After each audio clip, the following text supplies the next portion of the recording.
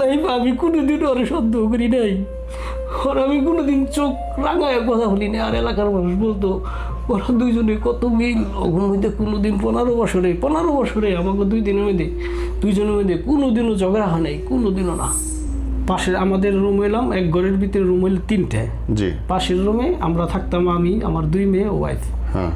তো ও পাশের রুমে ওই দেশে যে ছেলেগুলো আসলো, ছেলে 2টা আসলো, ওই ছেলের সাথে ও পরকিয়া করতো। আমার এই দিনের পর দিন ঘুমের ট্যাবলেট খাইতো এবং আমার 2 মেয়েরও ট্যাবলেট খাওয়াইতো। আপনার 2 বাচ্চা এবং আপনাকে ঘুমের ট্যাবলেট খাওয়াইতো যাতে ওনার ডিস্টার্ব না হয়। ও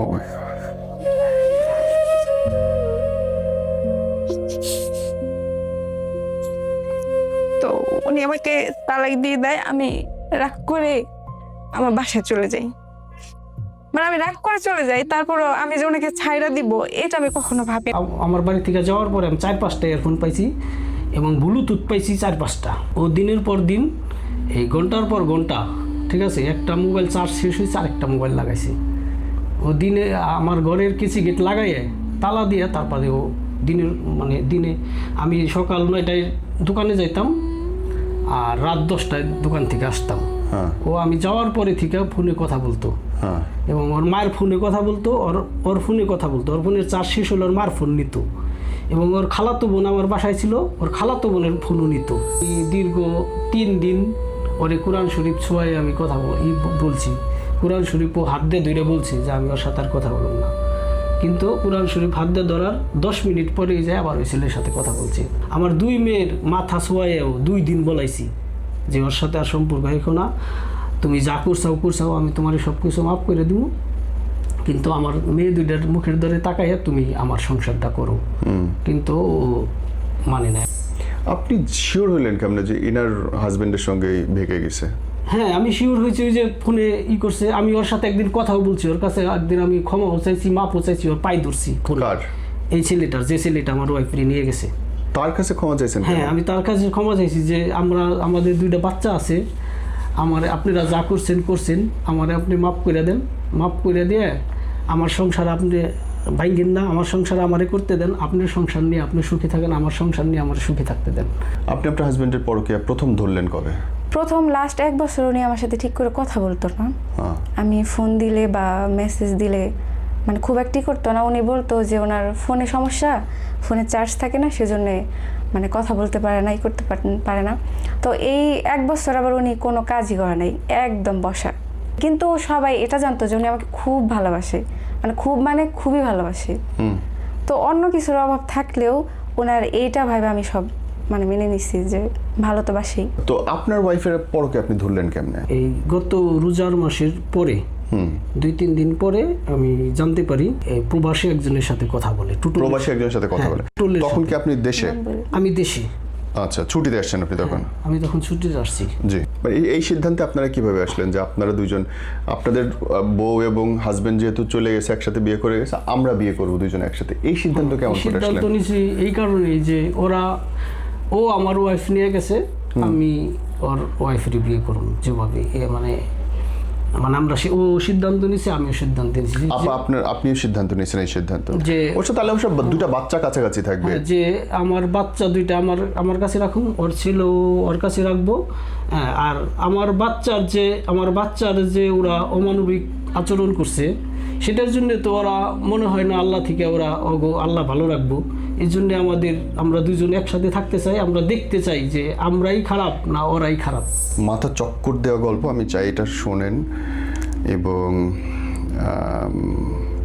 তাদের মুখ থেকে তাদের জীবনের তাদের বলা ঘটনাগুলো শোনেন, মানে মাথাটা ঘুরবে আপনার যে কোত্থেকে কি হইতেছেন। সতর্ক হওয়ার জন্য তো অবশ্যই ভিডিওটা দেখবেন এবং আমি অনুরোধ করতে চাই ভিডিওটা শেয়ার করবেন যেন মানুষ বোঝে যে জামানা কত বেশি বদলায় গেছে এখন।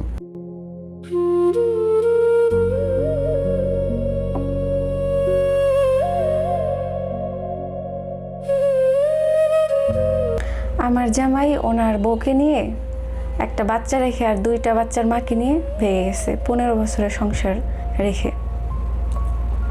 আমার ওয়াইফ ওনার হাজবেন্ডের সাথে আমার 2টা বাচ্চা রেখে চলে গেছে। আর আপনারা 2জন কি এখন সম্পর্কে? আমরা 2জন এখন হাজব্যান্ড ওয়াইফ। ওয়েট, আপনারা দুজন, আপা আপনার কাছ থেকে আসি, আপনাদের বিবাহিত জীবন কত বছরের ছিল? 15 বছরের। আপনার হাজবেন্ডের সঙ্গে? হ্যাঁ। ওটা কি লাভ ম্যারেজ ছিল না সেটেল ম্যারেজ ছিল? হ্যাঁ, উনিও আমাকে অনেক ভালোবেসে বিয়ে করেছিল। একটু বলেন আগের গল্পটা। তো তখন আমার বয়স খুবই কম, ওনারও কম ছিল। উনি আমাকে এমন পাগল হয়ে বিয়ে করছে, মানে সেটা বলে বোঝাতে পারবো না। তো বিয়ে করার পর 19 বছরে আপনাকে নিয়ে, আপনার বয়স কত তখন? তখন আমার 12-13 বছর। যেমন একটা পুতুল খেলা হয় ওই রকমভাবে বিয়েটা হয়েছে। ওয়েট, 12-13 বছরে আপনি বিয়ে করছেন? হ্যাঁ, ওনারও বয়স কম ছিল, যেমন হয় না যে পুতুল পুতুল বিয়ে, ওই রকম হয়েছিল। হ্যাঁ। তো বিয়ের পর উনি তখন কোন দেশে থাকতেন? বাংলাদেশে? না, উনি তখন দেশেই থাকতো। হুম। উনি বিদেশ গেছে 2018 সালে। তার আগ পর্যন্ত কি ঠিক ছিল সংসার? না, তার আগ পর্যন্ত হ্যাঁ ঠিকই ছিল মোটামুটি। তখন তো বাচ্চা বাচ্চা ছিলাম, অতটা সংসার কি বা সম্পর্কীয় ওটা তো বুঝতাম না। তো তারপরেও ঠিকঠাক ছিল, চলে গেছে। তো 18 সালে উনি বিদেশ গেছে। এর মধ্যে একটু মানে পাগলামো করলেও এটা বুঝাইতো যে সে আমাকে অনেক ভালোবাসে। তো তখন আমি এটাই ভাবতাম যে বয়স কম, হয়তো একটু পাগলামি করতেছে, এইভাবে সব মেনে নিতাম। আমারও বয়স কম ছিল, তার মধ্যে আবার একটা বাচ্চাও হয়ে যায় বিয়ের পরেই। তো 18 সালে বিদেশ যায় উনি, যাওয়ার পর এইভাবেই চলতে থাকে। এরপর হচ্ছে আসছিল, উনি দেশে আসছিল 2020 সালে করোনার মধ্যে, তখনও ঠিক ছিল। তো 2021 আবার চলে যায়। তো যাওয়ার পর মানে উনি একটু অন্যরকম ছিল, একটা কাজ টাজ কম করতো বিদেশ যাওয়ার পরও। তো এইভাবে চলে টলে যাইতো আপনার, মানে ধাক্কায় টাক্কায় এত বছর সব চলে গেছে। কিন্তু সবাই এটা জানতো যে উনি আমাকে খুব ভালোবাসে, মানে খুবই ভালোবাসে। তো অন্য কিছুর অভাব থাকলেও ওনার এইটা ভাবে আমি সব মানে মেনে নিছি যে ভালো তো বাসেই। তো এই যে আপনার এই বছরটা, এই 2000, আমার মনে হয় ওরা 25 সাল থেকে শুরু করছে, বুঝতে পারি নাই। মানে এই যে বাইরে গেল 22-এ, তারপরে 21-এ বাইরে গেল, তারপরে আর আসে নাই? না, তারপরে এই 5 বছরে আর আসে নাই? না। এবং এর মধ্যে সম্পর্ক কি আপনার সাথে ফোনে বা নর্মাল কথাবার্তা ঠিক ছিল? নর্মাল ঠিকই ছিল। এই লাস্ট 1 বছর মানে অন্যরকম সবকিছু। আপনি আপনার হাজবেন্ডের পরকীয়া প্রথম ধরলেন কবে? প্রথম লাস্ট 1 বছর উনি আমার সাথে ঠিক করে কথা বলতো না। আমি ফোন দিলে বা মেসেজ দিলে মানে খুব একটি করতো না। উনি বলতো যে ওনার ফোনে সমস্যা, ফোনে চার্জ থাকে না, সেজন্য মানে কথা বলতে পারে না, করতে পারে না। তো এই 1 বছর আবার উনি কোনো কাজই করে নাই, একদম বসা, মানে কোনো কাজই না। তো আমি ভাবতাম হয়তো এরকম মানসিক চাপ টাপে আছে, আবার ফোনও এরকম, হয়তো সেজন্য সময় দিতে পারতেছে না। উনি আবার কাজ করতো না, বাসায় টাকা দিত না, সেজন্য ওনার বাসার মানুষ আবার আমার সাথে একটু করতো। সেজন্য আমি আবার ওনার সাথে আবার একটু রাগ করে থাকতাম যে আপনি কাজ করতেছেন না, সেজন্য তো বাসায় এরকম অশান্তি হইতেছে। তো এরকম দূরত্ব বাড়তে বাড়তে বাড়তে আমি তো ভাবতাম যে কারণগুলো এগুলাই, বা উনি কাজ করে না, কাজ পাইতেছে না সেজন্যে। কিন্তু আসলে যে ওই মেয়ের সাথে সময় কাটাইছে ফোনের পর, মানে ফোনে দিন রাত সমানে, এটা বুঝতে পারিনি। আপনি বিয়ে করছেন কত সালে? আমি 2011-তে বিয়ে করছি। 2011-তে বিয়ে করছেন? আমি প্রবাসী ছিলাম, প্রবাসী থেকে আইসা 2011-তে সৌদি আরব। সৌদিতে ছিলেন? জি। তো আপনার ওয়াইফের পরকে আপনি ধরলেন কেমনে? আমার ওয়াইফের পরকে আমি 2025-এর পরে, এই গত রোজার মাসের পরে 2-3 দিন পরে আমি জানতে পারি যে এই প্রবাসী একজনের সাথে কথা বলে। প্রবাসী একজনের সাথে কথা বলে? তখন কি আপনি দেশে? আমি দেশে। আচ্ছা, ছুটিতে আসছেন আপনি তখন? আমি তখন ছুটিতে আসছি। জি। ছুটিতে না, আমি আসছি 2018-তে একবারই দেশে। ও, দেশে চলে আসেন একবার? আমার বাচ্চা হয় না দেখে আসছে আর উনি চলে গেছে। আমি বাচ্চা হয় না দেখে আমি 2018-তে একবারে চলে আসছি দেশে, বাচ্চা না হওয়ার কারণে। যে আমি টাকা পয়সা থেকে করবো, আমার যখন বাচ্চাই নাই, আমি টাকা থেকে করবো, এর জন্য চলে আসছি। আমার মালিকে আসতে দিব না, তবুও আমি চলে আসছি। টাকা পয়সা দিয়ে আমি কি করবো, আমার বাচ্চা নাই, আমি টাকা পয়সা দিব। তখন একবারে দেশে আসার পরে আমার এই আল্লাহ দিলে 7 বছর পরে আমার প্রথম মেয়ে হয়। প্রথম মেয়ে হওয়ার পরে তারপরে আবার 2 বছর পরে আবার ছোট মেয়ে হয়। জি 2 বছর পর ছোট মেয়ে হওয়ার পরে এখন আমার বড় মেয়ের বয়স হলো 7.5 বছর আর ছোট মেয়ের বয়স হলো 5.5 বছর। হ্যাঁ, এমন তো অবস্থায় আমি এই গত রোজার ঈদের 4-5 দিন পরে জানতে পারি ও মানে প্রবাসী একটা ছেলের সাথে কথা বলে এবং দেশে 2টা ছেলের সাথে ও পরকীয়া করে। আমি বুঝতে পারি। ওয়েট, 3 জনের সাথে একসাথে? হ্যাঁ, একসাথে। আপনার ওয়াইফ ও এক্স? ওর ইয়ারফোন ছিল আমার ঘরে। আমার বাড়ি থেকে যাওয়ার পরে আমি 4-5টা ইয়ারফোন পাইছি এবং ব্লুটুথ পাইছি 4-5টা। ও দিনের পর দিন এই ঘন্টার পর ঘন্টা, ঠিক আছে, একটা মোবাইল চার্জ শেষ হয়েছে আরেকটা মোবাইল লাগাইছে।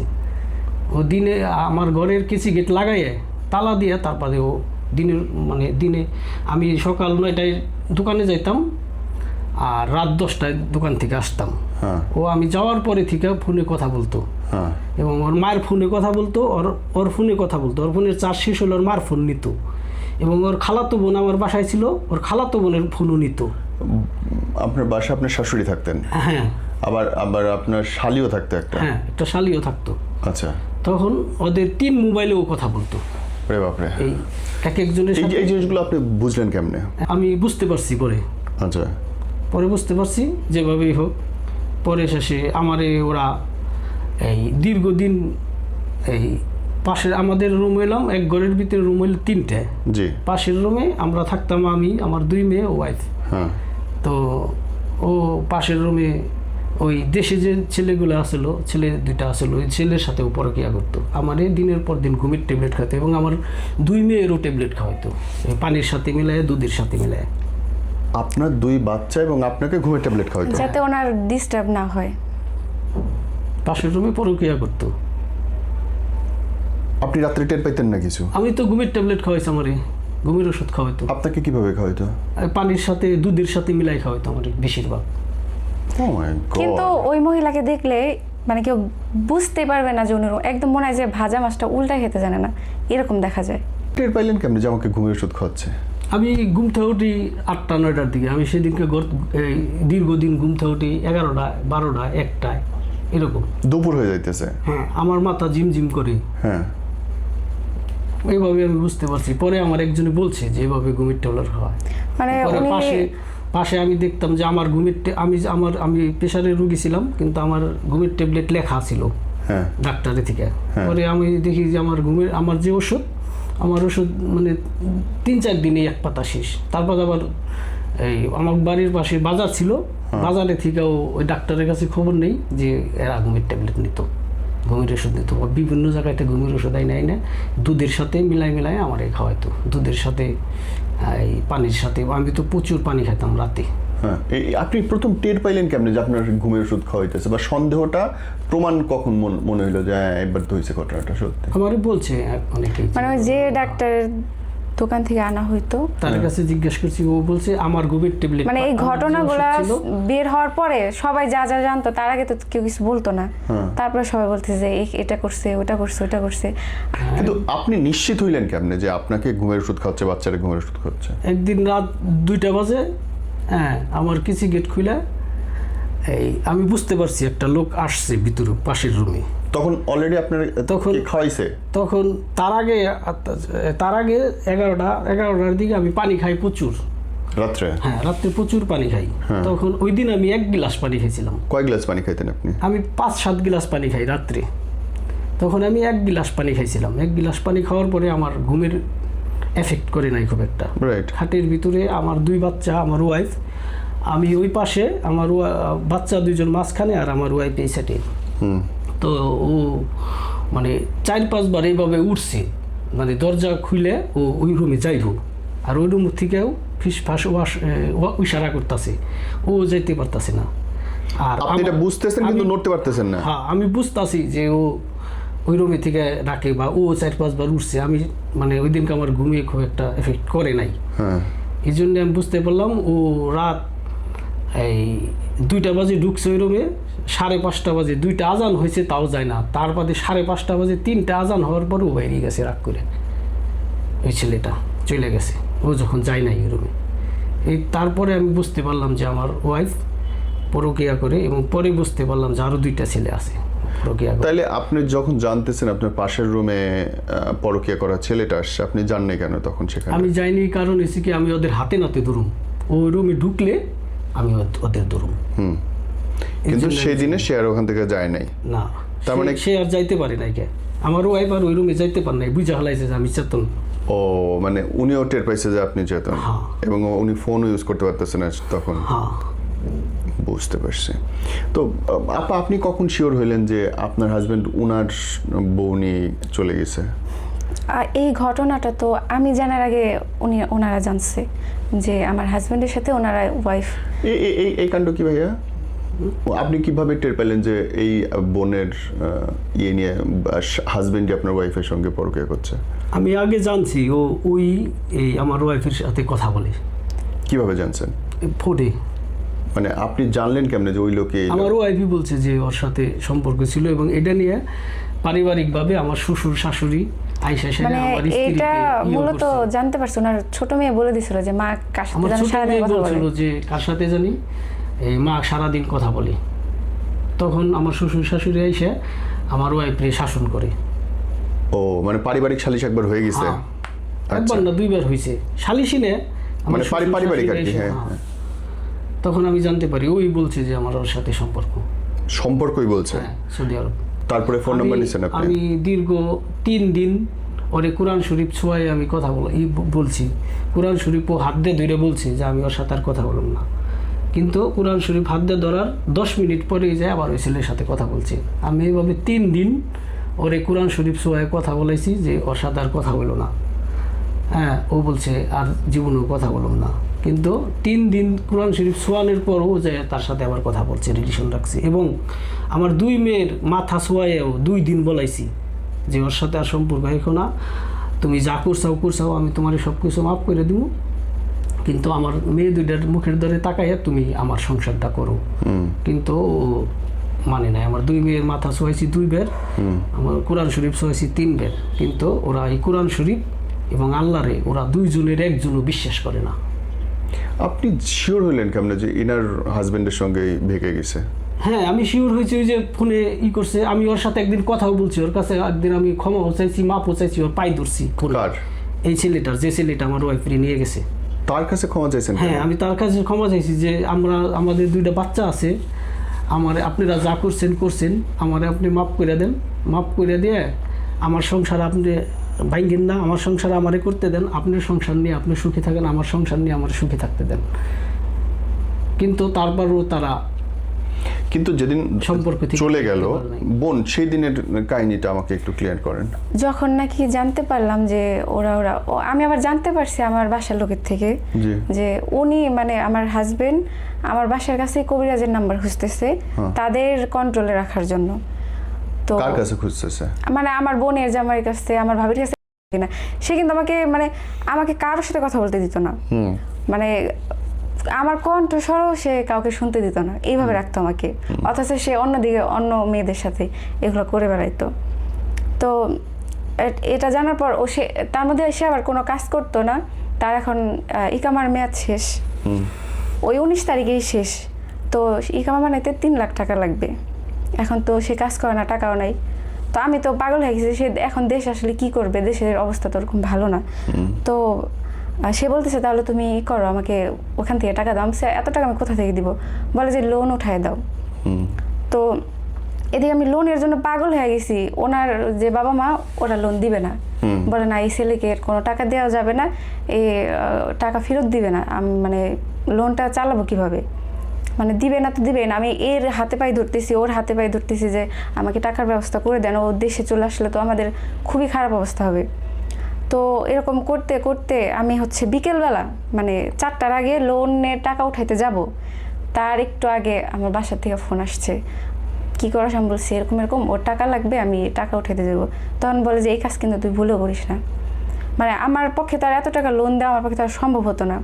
ও কিন্তু এটা বলছে, ও কিন্তু আর তোর নাই, ও যে টাকা নিয়ে আকামাটা বানাবে এটার কোনো মানে সিউরিটি নাই। তো তখন আমার কেন এই কথা কেন বলতেছেন? তো বলে যে ও কবিরাজ খুঁজতেছে, ওর এরকম মেয়ের সাথে সম্পর্ক, তো যাতে ওই মেয়ের হাজবেন্ড ওকে কিছু না বলে সেই জন্যে। তো এটা শোনার পর তো আমি মানে আমি কি হয়ে গেছে আমি নিজেও জানি না। তো তারপরে তো টাকা দেওয়ার কোনো প্রশ্নই আসে না। আর আমি কল্পনা করতে পারি নাই যে উনি এরকম করবে। তো এরপর আমি রাগ টাগ করে মানে অনেক কান্নাকাটি করতেছি, রাগারাগি করতেছি। তো এটা উনি শুনে উনি আমাকে ফোনে তালাক দিয়ে দেয়। Oh my God.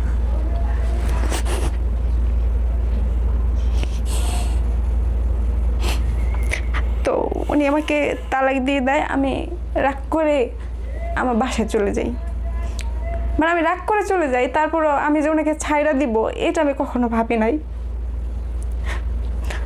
ভাবছি আমি রাগ করে চলে গেলে উনি আমাকে, যেহেতু ভুলটা উনি করছে, উনি আমাকে মানায় নেবে, কিন্তু উনি এটা করে নাই।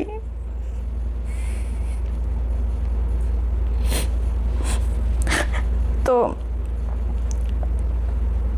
বাসায় চলে যাওয়ার পরে সবাই বলতেছে আচ্ছা ও যখন ভুল করছে তুই ফিরে আয়, ও একাই ফিরে আসবে, তোর ছেলে আসছে, ছেলের কথা ভাব।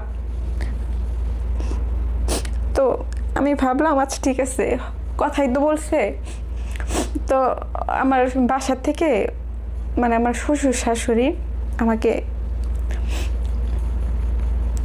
20 তারিখে নিতে যায়। উনি চলে গেছে অলরেডি 19 তারিখে, সেটা জানতে পারি নাই, জানতে পারছি 20 তারিখেই। কিন্তু জানার পরেও আমি বিশ্বাস করি নাই যে উনি আমাকে রেখে অন্য কোনো মেয়ে নিয়ে যাবে।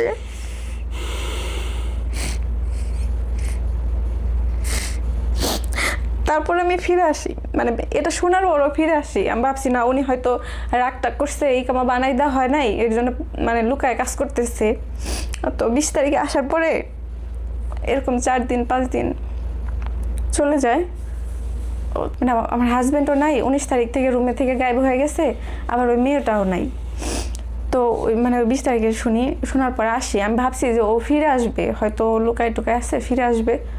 পরে এরকম করতে করতে 4-5 দিন পর ও ফোন দেয়, ও নিজের থেকে ফোন দেয়। এর মধ্যে ওর ফেসবুক নাম্বার সব কিছু বন্ধ। আমি তো ওর খুঁজতেছি। আপনি তো পাগল হয়ে যাওয়ার কথা যে স্বামী কই গেল। হ্যাঁ, আমি তো ওর খুঁজতেছি। আমি মানে একভাবে মনে করি যে না ও চলে গেছে, ওই মেয়ের সাথে ওর না যায় নাই, ও হয়তো রাগ করে কোথাও লুকায় আছে। আমি ওর বন্ধু, মানে যেহেতু কাছে নাই দূরে, তারপরেও যতগুলারে আমি চিনি জানি সবাইরে নক করতেছি যে ওর পাসপোর্ট নাম্বারটা আমার ছিল না, যে ওর পাসপোর্ট নাম্বারটা আমাকে কেউ একটু ব্যবস্থা করে দেন, আমি খোঁজ দিয়ে দেখি যে ওর দেশে আসছে কিনা। পরে খোঁজ নিতে নিতেই আপনার ওই ফোন দেয় নিজে যে আমি চলে আসছি। আমি জিজ্ঞেস করছি আপনি এটা কেন করলেন? সে আমাকে উত্তর দিচ্ছিল তুমি আমাকে রাগাইলা কেন?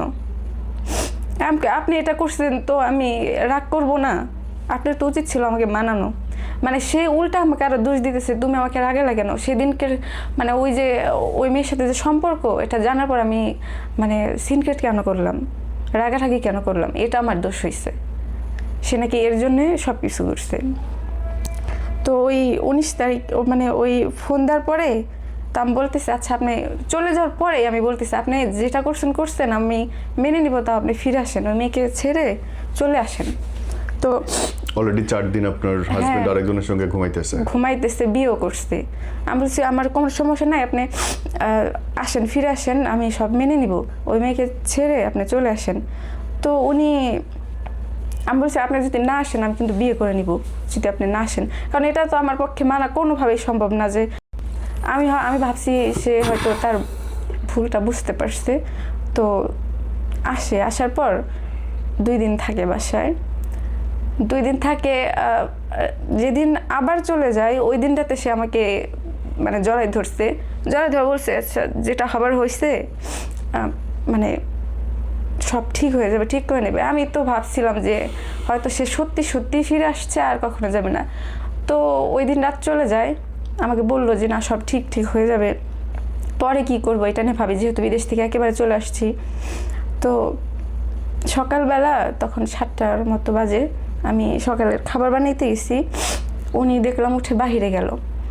তো বাহিরে গেল, আমি খাবার বানাই নিয়ে এসে ওনারে খুঁজি, ফোন দিই, মানে ফোনও শুধু ব্যস্ত পাই। এক পর্যায়ে 10টা-11টার দিকে দেখি যে ওনার ফোন বন্ধ। তখন থেকে মনের ভিতর আবার কেমন যেন করতেছে যে ফোন কেন বন্ধ। পরে এরকম সকাল চলে যায়, দুপুর চলে যায়, বিকেল চলে যায়, সবাই বলে যে আবার চলে গেছে। মানে ওই যে যে একটা কষ্ট, একটা যে ধাক্কাটা লাগছে, আমার মনে হয় এটা কখনো কোনো মানুষের সাথে না হলে সেটা অনুভব করতে পারবে না। আমি এটা সারা জীবনও বলতে পারবো না। উনি যখন ওনার 1 টাকা আর্নিং করার কোনো ক্ষমতা ছিল না, আমি তখন থেকে ওনার সাথে মানে সুখে দুঃখে সবসময় ছিলাম। আর এখন এই 15 বছর পরে এসে উনি আমার সাথে এটা করছে। টিনের ঘর ছিল, তখন থেকে ওনার সাথে আমি একটা বাসা বানাইছি। আমার ইচ্ছা ছিল, আমার পুরো বাড়ির কখনো ইচ্ছা ছিল না যে আমার একটা ঘর হবে, আমি ঘরটা সুন্দর করে সাজাবো। আমি আমার ঘরটাও করছিলাম, কিন্তু ওই ঘর আমাকে থাকতে দেয় নাই। আমি নিজের হাতে সব করছি, সেই ঘরে সে এখন অন্য মেয়ে নিয়ে থাকে। এদিকে সে আমাকে বুঝাইতো সে আমাকে খুব ভালোবাসে। কেউ কোনো বুঝতেই পারে নাই যে, আমিও বুঝতে পারি নাই সে আমার সাথে এরকমটা করবে। মানে এত ভালোবাসা দেখাইছে, আসলে ওগুলো সব মিথ্যা ছিল, এটা আমি কখনো বুঝতে পারি নাই। ও তারপরে সেকেন্ডবার চলে যাওয়ার পরে কি আবার আসছিল? না, সেকেন্ডবার চলে যাওয়ার পর তারপর আমি বলছি আপনি তাও আসেন। আমি সহ্য করতে পারতেছিলাম না, আমার এত পরিমাণের কষ্ট হইতেছিল যে আপনি তাও আসেন, আমি শুধু আপনারই চাই, আমি কোনো কিচ্ছু চাই না। তো সে বলে কি তুমি আমার সাথে আসো, আমার সাথে একবার দেখা করো। তো আমার তখন কোনো হুঁশ ছিল না, আমার শুধু তারই লাগতো। তো সে ডাকার পরে আমি সবার নিষেধ, সবাই বলছে ও কিন্তু আর ঠিক হবে না, তুই কিন্তু ওর কাছে আর যাস না। সবাই, পুরা এলাকার মানুষ, তার বাবা মাও বলছে, কিন্তু আমি তো আমার মনটা মানাইতে পারতেছি না, আমার তো তারই লাগবে। তো এরপরে সে ডাকার পরে আমি তার সাথে দেখা করতে যাই, যদি বলে বা আমাকে দেখে তার মায়া হয়, সে যদি ফিরে আসে। পরে আমি যাই, সে আমাকে রেস্টুরেন্টে নেওয়ার কথা বলছিল। সে ওই মেয়ের সাথে যে বাসায় থাকে, সে আমাকে ওই বাসায় নিয়ে গেছে। তো নিয়ে যাওয়ার পর ওইটা তো আরও বেশি কষ্টদায়ক। মানে চোখের সামনে এসে অন্য মেয়ের সাথে আছে, সে আমাকে ওই বাসায় নিয়ে গেছে। নিয়ে যে ওই বাসায় মানে 4 দিন রাখছে, আমাকে ওই বাসা থেকে আসতে দেয় না। সে ভাবছিল যে ও এগুলা দেখতে দেখতে ওর কষ্টটা সয়ে গেলে বা মেনে নিলে হয়তো আমাদের দুজনকে মেনে নিবে। তখন কই বাসা ওই মহিলা ওনার ওয়াইফও ছিল? হ্যাঁ, ওনার ওয়াইফও ছিল। মানে ওই যে বিষয়গুলা, যে ওই কষ্টগুলা, এগুলা কারোর সাথে না হলে সে কখনোই কোনো কিছু বুঝতে পারবে না। তার বলছি যে আপনি তাহলে আচ্ছা ঠিক আছে, আপনি যখন তারাই চাই তাহলে আপনি তারাই নিয়ে থাকেন। এই যে এই 4টা দিন আপনাকে রাখলো, সে ঘুমাচ্ছে কার সাথে? আপনার সাথে না ওনার ওয়াইফের সাথে? উনি একই রুমে রাখছিল, মানে একই রুমে ছিলাম, একই বেডে? একই বেডে। উনি মাঝখানে, আপনারা দুইজন দুই পাশে? কিন্তু আমি ঘুমাইতে পারি না। আমি ওইখানে 4 দিনে মনে হয় 2-3 ঘন্টা ঘুমাইছি। আমি শুধু বলছি যে আচ্ছা ঠিক আছে, আপনি ওর সাথে থাকেন, আপনি আমাকে এখান থেকে মুক্তি দেন। এটা জাহান্নামের থেকে কোনো অংশে কোনো কিছু কম না। আপনার হাজবেন্ড ওনার ওয়াইফের সঙ্গে ওনার ওয়াইফের বিছানায় শুয়ে আছে এবং আপনাকে পাশে রাখতেছে, আপনি কেন থাকতেছেন? না, আমি তো থাকতে চাই না, উনি আমাকে জোর করে রাখছে। মানে ওইটার মতো কষ্টদায়ক, যন্ত্রণাদায়ক তো পৃথিবীতে আর কোনো কিছু হইতে পারে না। হাজবেন্ডকে অন্য নারীর সাথে আপনি বিছানায় দেখতেছেন, গলায় ছুরি ধরছে না থাকলে।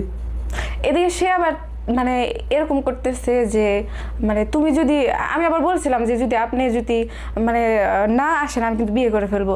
মানে তার ইচ্ছা ছিল যে সে আমাদের দুজনকে নিয়ে থাকবে, তার ইচ্ছাটা এরকম ছিল। এবং আমারও ওয়াইফও বুঝায় যে আমার চেয়ে তোমারে বেশি ভালোবাসি, তুমি থাকো। আমি জানি না ওদের মাথায় কি প্ল্যানিং চলতেছিল। আপনার ওয়াইফ ওনার হাজবেন্ডকে বোঝাচ্ছে? হ্যাঁ, আমাকে বোঝাইতেছে, ওনাকে বুঝাইতেছে যে কি হইতাছে মাথার মধ্যে। আমরা দুইজনেই সংসার করি, মানে এর সাথে দুইজনেই সংসার করি। এই ছেলেটার সাথে আমার ওয়াইফ কি মধু আছে ওনার হাজবেন্ডের, বুঝলাম না তো। তো আমি বলছিলাম যে আমি তো আর ওনাকে অন্য কোনো মেয়ের সাথে দেখে বা সতেন দেখে ওনাকে বিয়ে করে নেই। ওই মেয়ের পক্ষে এটা মানা সহজ ছিল, কারণ সে দেখছে তার বাচ্চা আসছে, বউ আসছে, এটা মেনেই তো আসছে। আমি তো আর এটা দেখে ওরা বিয়ে করি নাই, তো এটা তো আমার পক্ষে মানা সম্ভবই না। আমি কিভাবে মানে মানবো? 4টা দিন কেমনে কাটছে বোন আপনার? অনেক যন্ত্রণা। আমি যদি পারতাম, আমার মানে অদৃশ্য হওয়ার ক্ষমতা থাকতো, আমি ওইখান থেকে ওইভাবে বের হয়ে আসতাম।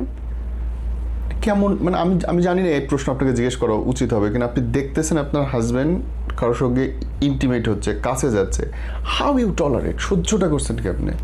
মানে আমি পারতেছিলাম না। আমি তার বলতেছিলাম যে আপনি আমাকে বের হতে দেন, আমি বাসায় যে আপনার জন্য অপেক্ষা করবো, আপনি আমাকে এখান থেকে বের হতে দেন। মানে ওনার ইচ্ছা এটা যে ও যদি চোখের সামনে এগুলা দেখে তাহলে হয়তো আমি দেখতে দেখতে এটা আমি মেনে নিব বা আমার সহ্য ক্ষমতা হয়ে যাবে। সেই জন্য ও আমাকে ওই বাসায় রাখছে। আপনার সামনে কি ওনার ওয়াইফের সাথে বা ওনার নতুন বউয়ের সাথে ইন্টিমেট হয়েছে, কাছে না, আসছে, না, হাত এগুলো ধরছে, কোনো কাছে কিছু- থাকছে, না এগুলো কোনো কিছু- দুইজন পাশাপাশি রাখছে, একই ঘরের মধ্যে ঘুরতেছেন আপনারা, আর দুইজন মিলে আপনারে বুঝাইতেছে? হ্যাঁ, দুজন মিলে আমাকে বুঝাইতেছে। ওই মেয়ে আমাকে বলতেছে যে তুমি ওর সাথে থাকো, আমরা একসাথে থাকি, তোমার যা আছে তোমারই থাকবে। আমাকে আমার যা আছে, আমার তো যা ছিল তো সেটা তো তুমি নিয়ে নিছো, আমার আর কি থাকবে। আপনার ওয়াইফ দুইবার চলে গেল পর পর, আপনার মধ্যে খুঁজছিলেন, কথা হয়েছে তার সাথে, তার বক্তব্য কি? সে প্রথম দিন যে আমার বাসায় থেকে চলে যায়, আমার মেয়ে মানিকগঞ্জ ওখানে পড়ালেখা করতো, দুই মেয়ের সকালবেলা আমি ঘুমিয়েছিলাম, ব্যাগ ট্যাগ নিয়ে দুই মেয়ের নিয়ে সকাল 8:30 বাজে স্কুলে দিয়ে, তারপরে আমি বেতনের টাকাও দিছি ওই দিনকে, স্কুলের ওই দিনকে বেতনের টাকা পে করে আমি যখন ঠিকই বেতনের টাকা দেয় সিরিয়ালে দাঁড়াইছে, তখন আমি ফোন দিছি বাসায় থেকে যে তুমি কোথায় আছো এখন? আমি এখন বেতন দিতেছি। বেতন দেওয়ার পরই ও ওই চলে যায় মানিকগঞ্জ যাওয়ার পরে ওই ছেলেটাও বিদেশ থেকে ওই দিন আসে, মানে যেই দিন আসে, 19 তারিখ, যেই দিন আসে সেই দিনই চলে গেছে? হ্যাঁ 19 তারিখ। ও সকালবেলা আমার দুই মেয়ে স্কুলে দিয়ে ও চলে যায়। মেয়ে আনবে কে? বাচ্চাদের স্কুল থেকে কে আনবে? মেয়ে পরে আমি যোগাযোগ করছি, মেয়ে পরে আমি নিয়ে আসছি, মেয়ে যায় পরে আমি নিয়ে আসছি। ওইটাও খেয়াল নাই যে না, না, আমার বাচ্চা কি হবে, মেয়ের রাস্তায় প্রতি ফেলে চলে? ওর কোনো মায়া মহব্বত নাই, বাচ্চার প্রতি ওর কোনো মায়া মহব্বত নাই। ও দুই মেয়ে রাইখা চলে যায়। পরে আমি স্কুল থেকে আমার ফোন দিছে যে আপনার দুই মেয়ে আছে, আপনি দুই মেয়ে নিয়ে যান। পরে আমি স্কুল থেকে দুই মেয়ে নিয়ে আসি। ওরা ওই দিনকেই ওই ছেলেটা ওই দিনকে বিদেশ থেকে আসার পরে ওই দিনকে ওরাও ওখান থেকে চলে যায়, দুজনে যায় সেরে অন্যত্র যায় সেরে বিয়ে করার পরে আমার শাশুড়িকে জানাই, শ্বশুরকে জানাই। এরা কোনো বিয়ে করে আপনি জানলেন কেমনে? হ্যাঁ, আপনি জানলেন কেমনে বিয়ে বিয়ে করে? করছে? তার 4-5 দিন পরে আবার এর বাসায় গেছিলো। তখন আমার ফোন দিয়ে বললো কি যে আমি আপনাকে, তখন আমারে তুমি বলতো, তখন আমার বলে ফোনে যে আপনাকে তালাক দিয়ে আমি অমুকরি বিয়ে করছি। ওই প্রথম কথা হলো 4 দিন যাওয়ার পরে? হ্যাঁ। আর এর মধ্যে তো আপনি খুঁজতেছেন? না, এর ভিতরে তো আমার সাথে ওর সব বন্ধু, মোবাইল সব ওর বন্ধু। হ্যাঁ, বলতেছে যে তখন আমি তো মনে করেন যে আমার অবস্থা খারাপ, মানে আমি অনেক অনেক কান্নাকাটি করছি ওর জন্য। আর আমি অন্ধের মতো ওরে ভালোবাসতাম।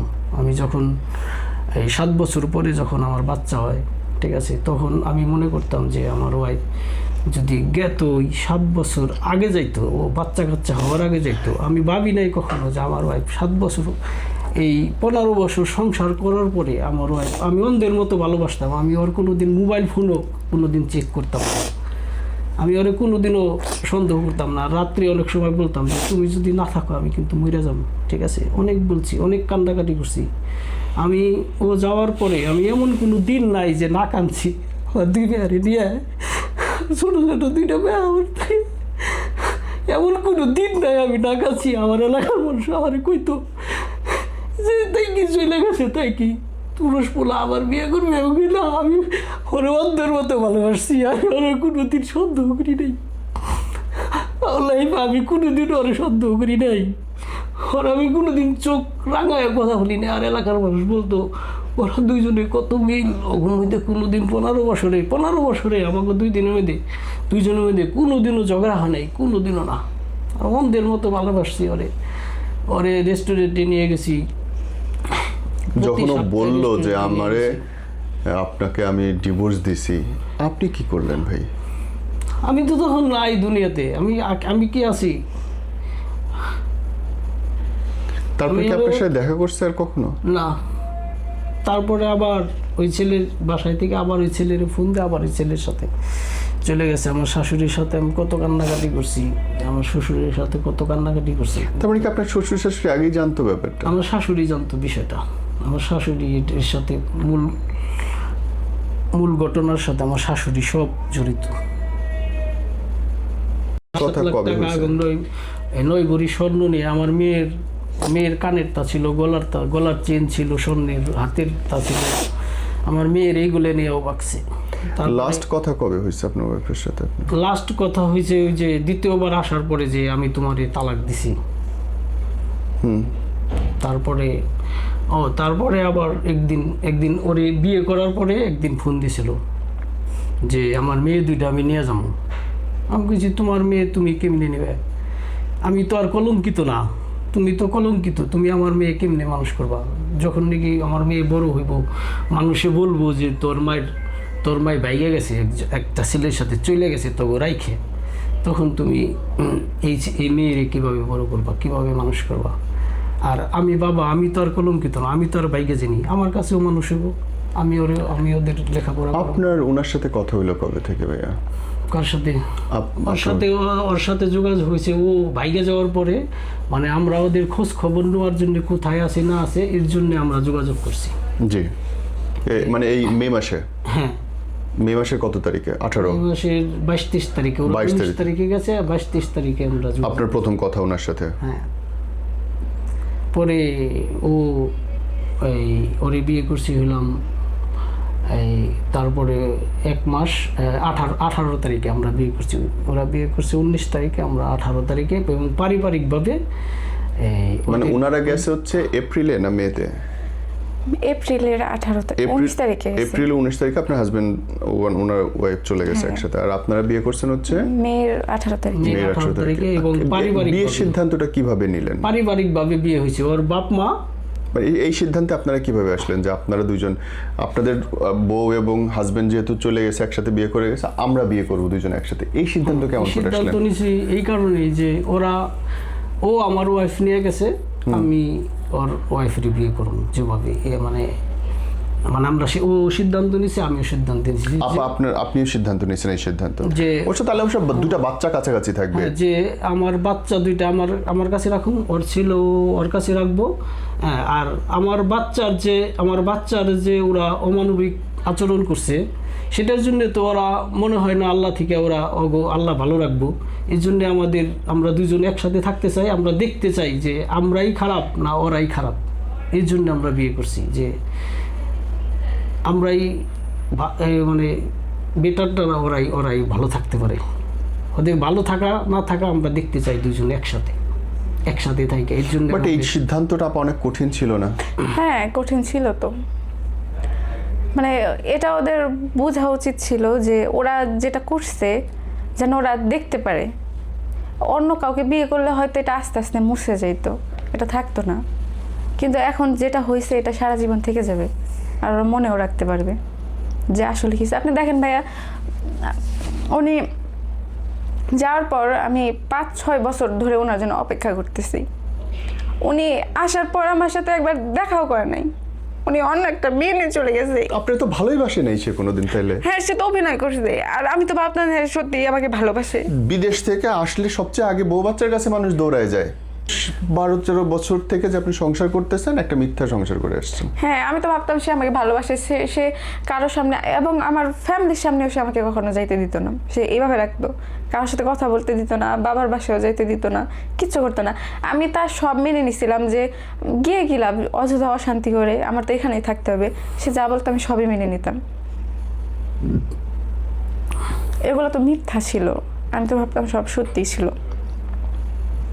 আপনাদের দুজনের মানে অনেস্টলি আমি খুব মুশকিল এই চিন্তাটা করতে, যে একজন আরেকজনের যখন তাকান কথা বলেন, আপনাদের কি মনে ব্যাক ইন মাইন্ডে এটা আসে যে তোমার ওয়াইফের সাথে এটা হয়েছে, আমার ওয়াইফের জন্য? না না, এটা কখনোই আসে না, কারণ আমাদের সাথে তো অন্যায় হয়েছে, অবিচার করা হয়েছে, এটা ওরা দুজনে মিলে করছে। আমাদের সাথে তো বেমানি হয়েছে।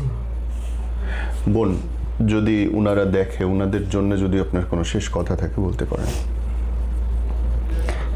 আমি এটা বলতে চাই যে ওনার যে আম্মা ছিল, মানে আমার শাশুড়ি যিনি ছিলেন, ওনার আমি খুব ভালোবাসতাম, ওনাকে অনেক ভালোও জানতাম।